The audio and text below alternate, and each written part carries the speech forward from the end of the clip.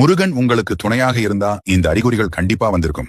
முருகர் உங்களுக்கு துணையாக இருக்கிறார் என்றால் முதலில் அவரின் ஞாபகம் வந்து கொண்டே இருக்கும். எதற்கெடுத்தாலும் முருகா முருகா என்றும் ஓம் சரவணபவ என்றும் கூறுவீர்கள். அவர் மீது அன்பு அதிகரித்துக் கொண்டே போகும். அடுத்தாக வேல் சேவல் மயில் இதெல்லாம் பார்க்கும்போது உடனே முருகர் ஞாபகம் வந்துவிடும். அது மட்டுமில்லாமல் வேல் சேவல் மயிலை அதிகமாக பார்த்து கொண்டே இருப்பீங்க.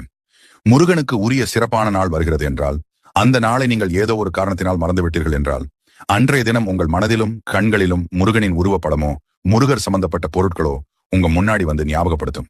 இது மாதிரி உங்களுக்கு நடந்திருக்கப்ப போய் காலண்டர் பாத்தீங்கன்னா அன்னைக்கு முருகருக்கு உகந்த நாளாக தான் இருக்கும்.